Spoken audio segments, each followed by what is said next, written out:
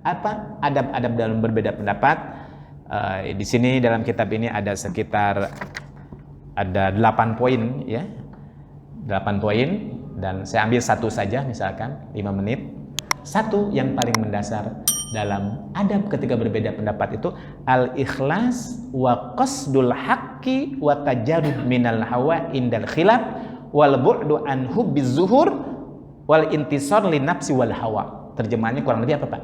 Ikhlas, ridha, berlapang dada, dan ketika terjadi perbedaan pendapat yang dia cari adalah apa? Qasdul haq, mencari kebenaran, dan wa tajarrud, melepaskan diri dari ego pribadi ketika terjadi berbeda pendapat, dan menghindar dari hubbuz zuhur. Hubbuz zuhur itu apa Pak? Ingin menampilkan, ingin tampil, ingin menonjolkan siapa saya, kan gitu kan. Seperti itu. Maka seyogyanya ketika kita sedang berbeda pendapat itu apa? Tawadu. Ya, seperti tadi tuh pernyataan Imam Syafi'i. Aku yakin menurut pendapatku benar, tapi bukan mustahil di pendapat saudara saya juga mengandung kebenaran. Ya. Dan apa? Yang dicari bukan fanatisme pendapat, fanatisme mazhab atau fanatisme kelompok. Pokoknya ini mazhab saya, tidak pokoknya Bapak Ibu.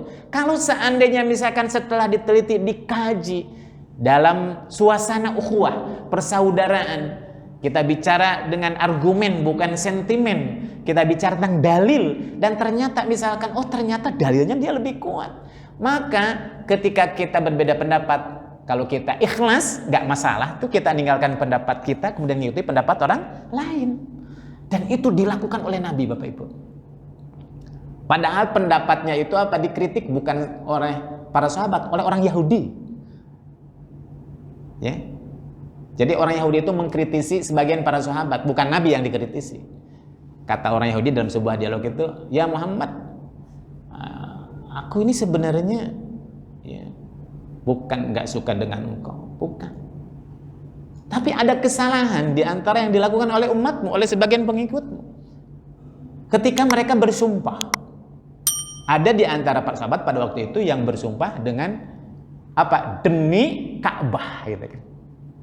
Kata orang Yahudi, gak boleh demi Ka'bah. Kalau kita bersumpah itu gak boleh menyebutkan makhluknya. Tapi apa? Wallah, demi Allah, kan itu. Atau kalau mau kata-kata Ka'bah, demi yang melihara Ka'bah, gitu kan. Bukan demi Ka'bahnya. Mestinya gitu ya Rasulullah. Rasulullah gak menolak tuh pernyataan orang Yahudi itu, karena memang perkataannya benar, gitu kan. Akhirnya Rasulullah mengajak para sahabat, mengumpulkan para sahabat, ya, orang Yahudi itu benar. Jadi ketika engkau bersumpah jangan mengatakan demi Ka'bah. Ya. Tapi apa? Demi zat yang memelihara Ka'bah. Yang dijadikan sumpah itu Allahnya, bukan Ka'bahnya, gitu kan. Karena kita itu nggak boleh bersumpah kalau tidak atas nama selain Allah. Kalau Allah bersumpah demi matahari, wasyamsi waduha walaili, itu Allah menyebutkan makhluknya. Tapi kita nggak boleh kecuali kalau bersumpah wallahi, tallahi, billahi, ya. Atau apa? Allah wa rabbul malaikah, misalkan, atau rabbul Ka'bah wa rabbus samawati, itu boleh. Kenapa? Karena bersumpah Allahnya, bukan makhluknya, seperti itu. Akhirnya ya Rasulullah pun mengakui ikhlas seperti itu Bapak Ibu. Nah nanti dalam perbedaan pendapat kita akan kupas lagi adabnya apa saja, karena ada sekitar 6 atau sampai 7. Bapak Ibu Allah, karena waktu kita terbatas, saya rasa ini saja yang saya bisa sampaikan. Insya Allah kita lanjutkan lagi di pertemuan yang akan datang tentang adab-adab perbedaan pendapat. Mudah-mudahan bermanfaat. Wallahul muwaffiq ila aqwamit thoriq. Wassalamualaikum warahmatullahi wabarakatuh.